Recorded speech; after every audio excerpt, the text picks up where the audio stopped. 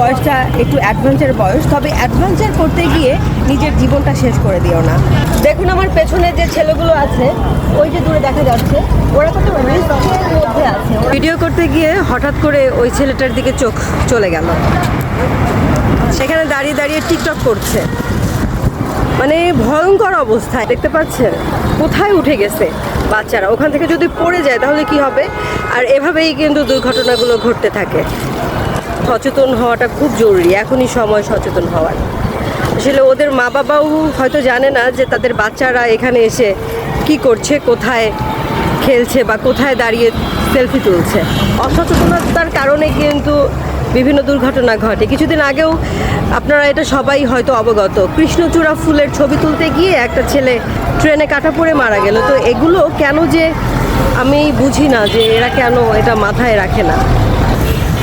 এই যে উঠতেছে আর একটা বাচ্চা, এই যে পড়েও একবার পড়ে, মানে একবার চেষ্টা করে যে উঠতে পারছে তা কিন্তু না।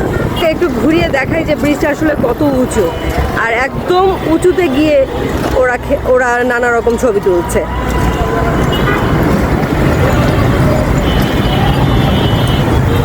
এই সাইডেও আছে। তো এরকম যদি হতে থাকে, চলতে থাকে, তাহলে কিন্তু দুর্ঘটনা ঘটার সম্ভাবনা থাকে। তো এখানে যারা কর্তৃপক্ষ আছে তাদের দৃষ্টি আকর্ষণ করছি আমি। এটাও বুঝতে পারছি যে এখানে কিন্তু সব সময় থাকাটা সম্ভব নয়, কর্তৃপক্ষ থাকবে না, কিন্তু একটা কাজ করা যেতে পারে। ব্রিজের শুরুতে এমন একটা প্রতিবন্ধকতা করে রাখা উচিত যে মানে এই বাচ্চাগুলো যেন ব্রিজে না উঠতে পারে সেই প্রতিবন্ধকতা পেরিয়ে।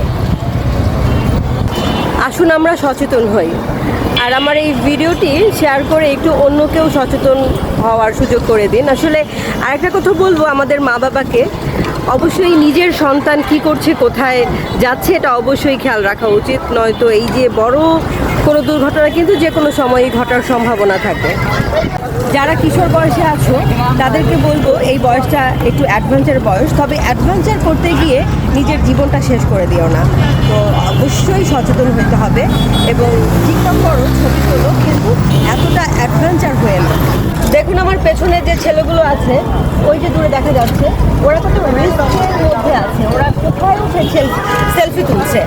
তো আমি মা বাবাদের বলবো, আমাদের মা বাবারা যেন আরেকটু সচেতন হয়, তাদের বাচ্চারা কোথায় যাচ্ছে, কি করছে, এটা অবশ্যই খেয়াল রাখা উচিত।